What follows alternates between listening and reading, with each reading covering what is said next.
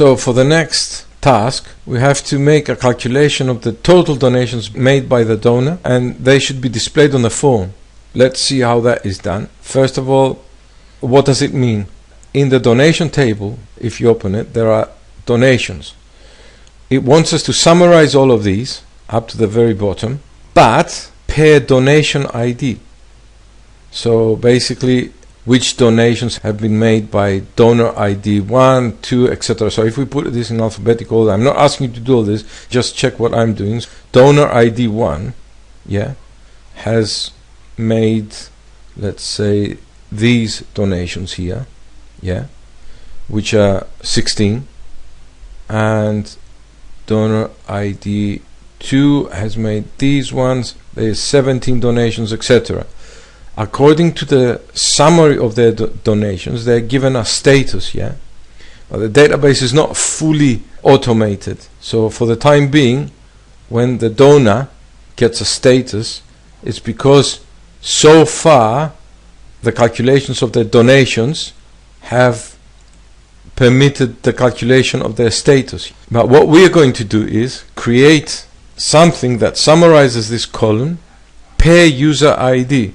So for instance, for user ID 1 to calculate just these donations here, donor ID 1, just to calculate these donations and give us a summary of them.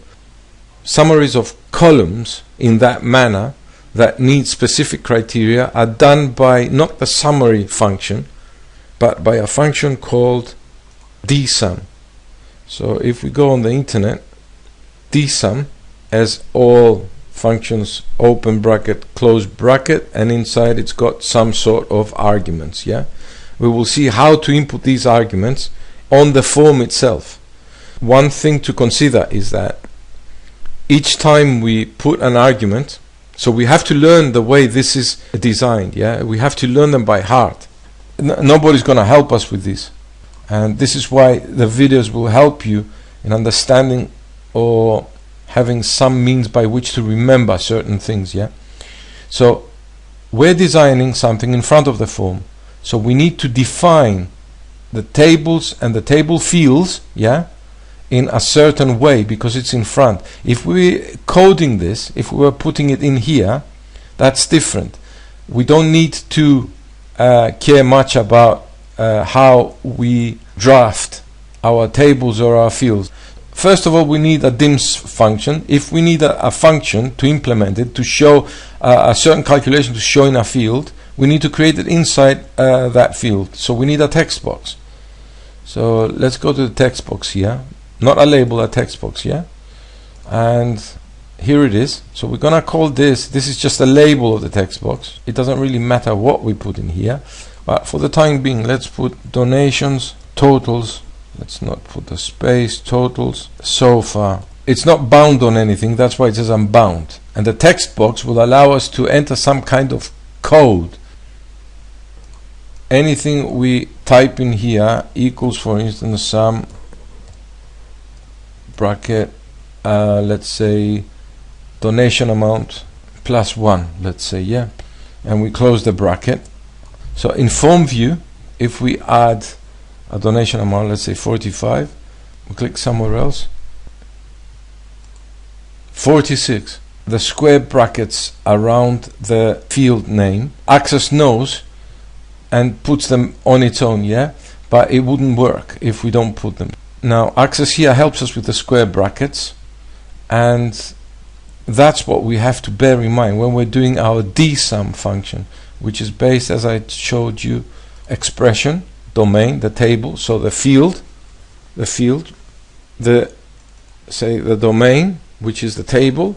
So we want to summarize the columns, the field, the numeric values that you wish to summarize, which is the field name, the set of records, where can they be found, table or query name, and it is the where clause that will apply to the domain, to this. Which part of the domain are we going to use? So let's go back to DSum. Although I could write this and you learn it by heart and you analyze it yourselves, it's good to see the thread of thought that goes behind it. DSum, that's the DSum function now. we want the donation amount field, so it's correctly input here. Then we need to put a comma.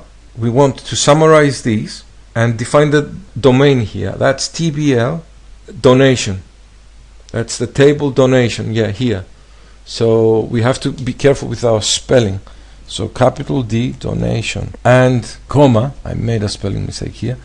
So now we need to define in the criteria part of the DSum function that it picks up only from that ID. So we need to say where, which is that comma there, donation ID, copy, okay, comma, where donation ID is equal to table donor ID. Let's get rid of the equal so that we can move and copy this. See, I'm using some sort of shortcuts. Control C, where that is equal, let's make this a bit smaller so we have the space, equal to that.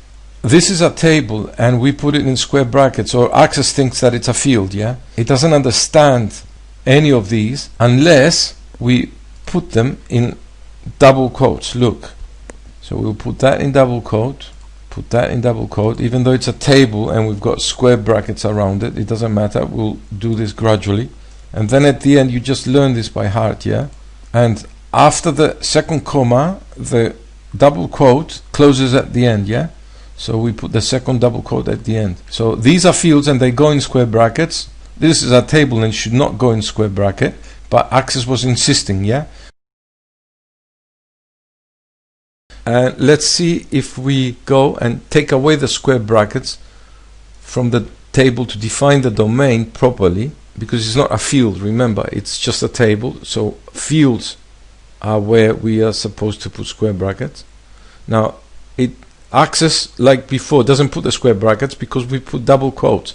That's one way to remember as well. Oh, I need to put double quotes. And where do I need to put double quotes? Each time I open and I close a double quote before and after a comma. Double quote is on Shift 2. We said donation ID instead of donor. Donor ID. Table donation. Donor ID. That's what it says here. Now let's check it in form view, and it actually, let's see, 39, yeah? Let's just check it in donations. Let's go to donor 39. Okay, donor 39 has made these donations up to there. Copy, put it in Excel, out of curiosity, yeah? Paste it here and just summarize equals sum of all of this. Close the bracket and we have 141. So basically that verifies that our calculator actually works, the DSum works. So now all you need to do is to learn them, yeah? You have to learn these things, how they work and what are they based on, and especially for instance this criterion here. If we reverse this, donor ID, we put it here and that one there. So let's try to do that.